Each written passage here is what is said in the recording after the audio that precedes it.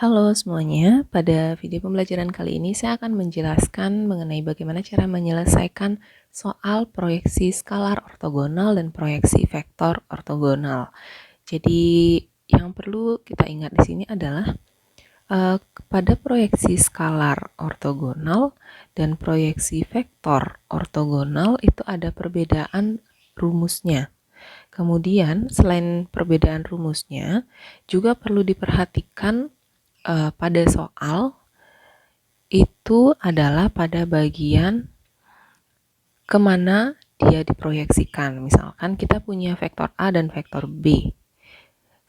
Yang pertama, saya akan memproyeksikan vektor A pada B. Jadi misalkan nanti ditanyanya proyeksi skalar ortogonal A pada B adalah seperti itu. Jadi kalau untuk mencari skalarnya ketika A pada B, rumusnya itu adalah vektor A kali vektor B dibagi dengan panjang dari vektor B.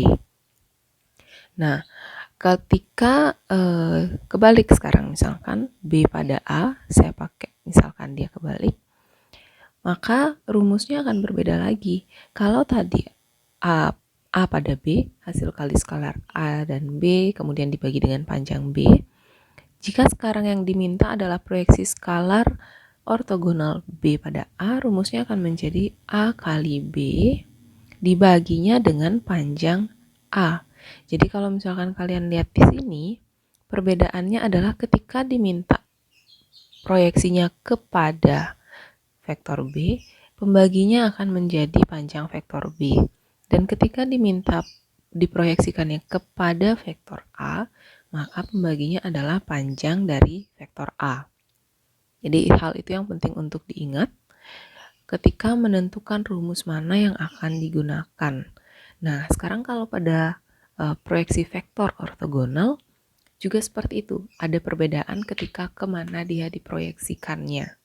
Ketika diproyeksikan A pada B, seperti yang pertama, rumusnya adalah sama, kita kalikan dulu, kita cari hasil kali skalar A dan B-nya, kemudian dibagi dengan panjang vektor B, dikuadratkan, baru dikalikan lagi dengan vektor B itu sendiri.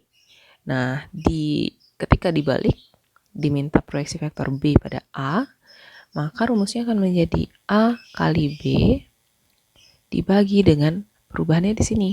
Vektor A panjangnya dikuadratkan, kalikan lagi dengan vektor A-nya. Jadi kelihatan ketika diminta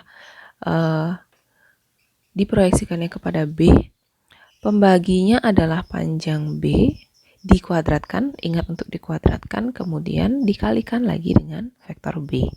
Ketika dibalik, dimintanya diproyeksikan pada vektor A, pembaginya akan menjadi vektor A, sama, dikuadratkan juga, dan dikalikan lagi dengan si vektor A. Nah, yang penting kemudian di sini adalah ketika kalian mencari proyeksi skalar ortogonal, hasilnya akan berupa angka. Sedangkan ketika kalian mencari proyeksi vektor ortogonal, hasil akhirnya itu akan berupa vektor. Ini berguna untuk kalau misalkan kalian menyelesaikan soal, nanti bisa dicek kembali hasil akhirnya. Kalau misalkan kita mencari skalar, ternyata dapat hasilnya vektor, berarti salah. Seperti itu. Nah, kita langsung aja masuk ke contoh soal. Kita akan mencari proyeksi skalar ortogonal terlebih dahulu. Misalkan saya punya vektor U, itu adalah 1, 2, 3. Kemudian vektor V itu adalah 3, min 2, 1 misalkan. Nah, vektor U-nya saya tambahkan min di sini. Supaya nanti ketika menyelesaikan, kalian ada contoh untuk menyelesaikannya. Saya akan bagi 2 dengan soal yang sama, proyeksi skalar ortogonal ya. Ketika U pada V, dan ketika nanti V pada U. Kita selesaikan satu persatu. Nah, yang perlu dilihat ini dulu. Untuk yang pertama, kita akan mencari proyeksi skalar ortogonal U pada V. Berarti yang harus kalian lihat di sini adalah V-nya. Nah, rumusnya akan menjadi U kali V, vektor U kali vektor V, dibagi dengan panjang V. Oke, diselesaikan dulu yang ini. Panjang U kali panjang V itu berarti min 1 kali 3 min 1 kali 3 ditambah 2 kali min 2, 2 kali min 2 ditambah 3 kali 1, 3 kali 1 dibagi dengan, nah yang diminta di sini kan panjang V, V-nya kan yang ini, berarti 3 min 2, 1. Rumus panjang itu adalah akar dan bilang elemen-elemen dari vektornya itu dikuadratkan, berarti akar 3 kuadrat. Jadi kalau misalkan masih bingung nanti kalau ada plus minnya bagaimana cara menyelesaikannya, dibuat kurung aja dulu. 3 kuadrat tambah min 2 kuadrat tambah 1 kuadrat, jadi elemen dari vektor V. Nah, sampai sini tinggal diselesaikan aja. Min 1 kali 3, min 3. Tambah 2 kali min 2, min 4. Kalau masih bingung, silahkan dibuat seperti itu dulu. Tambah 3 kali 1, 3. Dibagi akar 3 kuadrat itu adalah 9. Ditambah min 2 kuadrat. Oke, di sini ada min, tapi kita akan mengkuadratkan. Bilangan yang dikuadratkan itu kan artinya misalkan saya punya angkanya itu 3 kuadrat. 3 kuadrat itu kan artinya bukan 3 kali 2, tapi 3 kali 3. Bilangan itu sendiri dikalikan gitu kan. Nah, sekarang kalau kita punya min 2 kuadrat, berarti itu artinya min 2-nya yang kita kalikan dengan min 2. Min kali min itu plus, positif. 2 kali 2 itu adalah 4. Jadi min 2 kuadrat itu nanti jangan sampai min 4, tetapi 4. Cara mencarinya seperti itu. Oke, kemudian di sini kita lanjutkan. Min 2 kuadrat adalah 4, ditambah 1 kuadrat itu bukan 1 kali 2, tapi 1 kali 1, yaitu 1. Sama dengan ini, kalau misalkan bingung diubah aja dulu. Min 3, di sini kan kita punya positif, di sini kita punya negatif. Plus kali min hasilnya kan min, maka di sini hasilnya adalah min 4 tambah 3 yang di belakangnya. Per akar 9 tambah 4 tambah 1 adalah 14. Sama dengan min 4 per 14. Min 4 per akar 14. Oke, sebenarnya sampai di sini sudah selesai, tetapi kita kan menemukan bentuk akar nih di bagian hasil akhirnya. Nah, di sini saya lanjutkan lagi sedikit untuk merasionalkan bentuk pecahan yang di penyebutnya ada akar. Jadi min 4 akar 14 ini, min 4 per akar 14 yang kita dapat tadi, ini nggak boleh seperti ini. Kita harus merasionalkannya. Caranya merasionalkan itu adalah kita harus kalikan dengan bilangan akar itu sendiri. Bilangan akarnya kan akar 14, berarti akar 14 per akar 14. Harus keduanya yang dikalikan. Caranya, sekarang kita kalikan aja yang di atas. Min 4 akar 14, min 4 kali akar 14 itu adalah min 4 akar 14, ditulis saja ulang.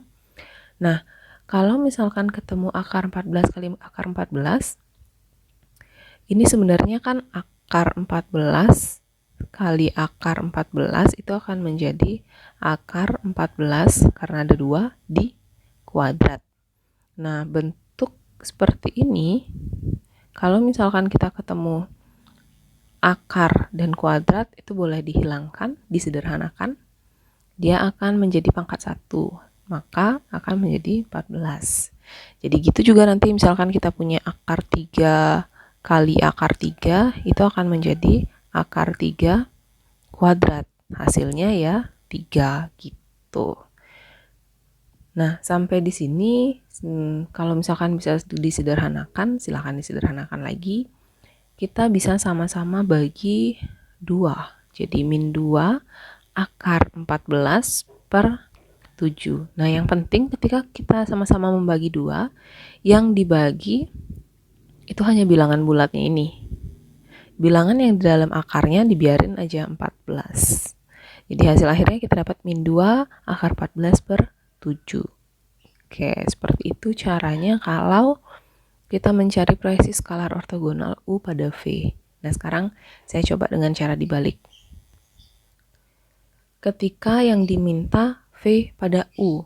Nah, kalau diminta V pada U, kita masukkan rumusnya vektor U kali vektor V per, nah di sini yang berbeda. Tadi kan diproyeksikannya pada V, sekarang diproyeksikannya pada U. Berarti yang di bawahnya adalah panjang dari vektor U. Udah tinggal kita substitusikan lagi nilainya. Sama seperti tadi, min 1 kali 3 tambah 2 kali min 2 tambah 3 kali 1 dibagi dengan, nah di sini yang hati-hati karena kita kan bukan panjang V tapi panjang U. Berarti yang dimasukkan angkanya adalah min 1 kuadrat tambah 2 kuadrat tambah 3 kuadrat. Dapatnya dari sini.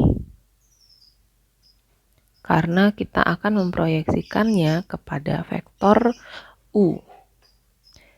Oke, tinggal diselesaikan aja. Min 3 plus min 4 plus 3 sama seperti tadi dibagi akar 1. Oke, min 1 kuadrat sama dengan tadi. Min 2 kuadrat kan 4. Berarti min 1 kuadrat itu adalah min 1 kali min 1. Min 1 kali min 1 hasilnya 1. Ditambah 2 kuadrat 4 ditambah 9. Nah, ini kalau misalkan kita selesaikan sebenarnya dapat hasil yang sama karena bilangannya sama, bedanya plus minnya saja, kemudian di kuadratkan pasti hasilnya sama. Kemudian ini kita akan dapat min 4 per akar 14. Kalau dirasionalkan sama sih seperti tadi, kita akan dapat min 2 akar 14 per 7. Ini kenapa sama? Karena bilangan pokoknya itu kan tadi 1, 2, 3 dan 3, 2, 1. Makanya hasilnya pasti akan sama nanti. Oke, gitu kalau cara menyelesaikan ketika diminta mencari proyeksi skalar ortogonal.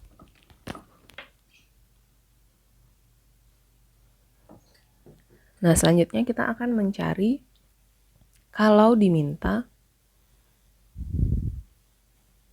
proyeksi vektor ortogonal. Kalau proyeksi vektor ortogonal ini caranya lumayan panjang. Dan hasil akhirnya berupa vektor. Proyeksi vektor ortogonal.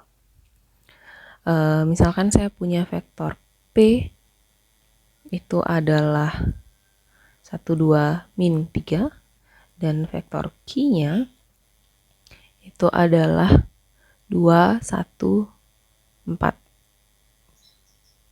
Oke, sekarang kita mau mencari proyeksi vektor ortogonal Q pada V. Pada P. Jadi nanti kalau misalkan kalian mau dicoba, silahkan dicoba untuk menyelesaikan P pada Q-nya. Q pada P. Oke, kita tentukan rumusnya dulu. Berarti rumusnya adalah P kali Q dibagi, karena dia diproyeksikannya pada vektor P, maka pembaginya adalah panjang dari vektor P yang dikuadratkan. Dan dikalikan lagi dengan vektor P. Ingat untuk menambahkan rumusnya itu. Diproyeksikan kepada siapa, itu yang akan menjadi penyebutnya dan akan menjadi pengalinya. Itu yang perlu diingat. Oke, kemudian ini tinggal kita masukkan saja angkanya. P kali Q. 1 kali 2. 1 kali 2 ditambah 2 kali min 1 ditambah min 3 kali 4 dibagi dengan, oke, di sini kita punya panjang P. Panjang P itu kan rumusnya seperti tadi tuh, kita akarkan, masukkan angka yang ada di vektor P, 1 kuadrat tambah 2 kuadrat tambah min 3 kuadrat. Nah, di rumusnya itu kan panjang P-nya di kuadrat. Panjangnya kan sudah kita buat rumusnya, berarti tinggal diisi kuadrat. Ingat, untuk kuadrat ini jangan ditinggalkan. Dikalikan dengan vektor P, tinggal ditulis saja ulang. 1, 2, min 3. Nah, pengali vektor P-nya inilah yang akan membuat nanti hasil akhirnya itu berupa vektor. Kemudian kita selesaikan yang di atas dulu. 2 tambah min 2 tambah min 12 dibagi, oke, dibuat aja dulu, akar 1 tambah 2 kuadrat 4 tambah min 3 kuadrat, itu artinya min 3 kali min 3, min kali min plus 3 kali 3, 9. Kuadratnya jangan ditinggal, 1, 2, min 3. Oke, sampai di sini baru kita selesaikan. Min 2 tambah min 2, dia akan menjadi 2 min 2 plus min 12, dia akan menjadi min 12. Oke, di bawahnya ini kita kan punya akar dan kuadrat, sama seperti cara yang tadi. Yang ini, yang di merasionalkan ini, ketika ketemu akar dan kuadrat, itu pangkatnya akan jadi 1. Berarti boleh saya buat bentuknya seperti itu. Kita coret-coret aja. Akar dan kuadratnya, sisa 1 tambah 4 tambah 9. Jadi sisa angka di dalamnya aja. Kali 1, 2, min 3. Kita selesaikan, dapat min 12 per 14. Akarnya sudah hilang dengan kuadrat tadi. Jadi ini langkah yang cukup penting untuk kalian tahu ya. Nanti ketika menyelesaikan, karena itu yang akan merubah sekali hasil di bawahnya. Kali vektor 1, 2, min 3. Ini boleh disederhanakan kalau kalian mau menyederhanakan. 12 dan 14-nya jadi 6 per 7 boleh. Kemudian ini kan kita dapat min 6 per 7. Kalikan dengan semua vektornya. Min 6 per 7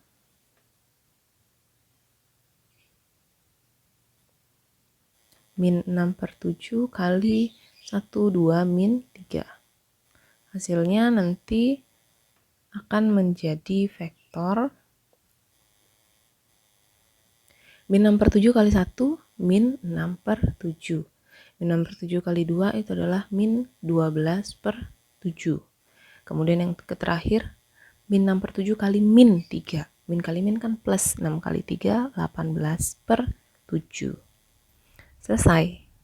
Jadi hasilnya itu adalah vektor, di mana elemennya adalah min 6 per 7, min 12 per 7, 18 per 7. Nah, sampai di sini bisa kita ubah bentuknya. Jadi kalau misalkan iseng gitu, bisa diubah bentuknya. Yang bisa diubah ketika pembilangnya atau yang di angka yang di atasnya itu lebih besar daripada penyebutnya atau angka yang di bawahnya. Yang pertama kan kita punya min 6 per 7. 6 itu kan lebih kecil dari 7, berarti nggak bisa. Kita diamin aja min 6 per 7. Dan sekarang 12 per 7. Di atasnya kan lebih besar daripada angka di bawahnya. Jadinya 12 per 7-nya kita ubah jadi pecahan campuran. Caranya 7 kali berapa yang paling mendekati 12? Kan 7 kali 1. 7 kali 1, 7. 12 dengan 7, sisanya adalah 5. Kita tinggal tulis 5. Pernya adalah angka penyebut yang di awal, 7. Jadi Ini kan ada min nih di sini. Minnya ditulis aja ulang. Min 15/7. Nah, gitu juga yang 18/7. 7 kali berapa yang biar paling mendekati 18? Itu kan 2. 7 kali 2 adalah 14. 18 dan 14 sisanya lagi 4/7. Karena tidak ada negatif, tinggal ditulis ulang. 2, 4/7. Selesai. Jadi itu cara mengubah bentuk pecahan biasa ke pecahan campurannya. Dan dari proyeksi vektor ortogonal tentu kita sudah dapat hasilnya berupa vektor. Berarti hasilnya sudah benar. Nah, yang perlu diperhatikan di sini adalah cara mengubah pecahannya.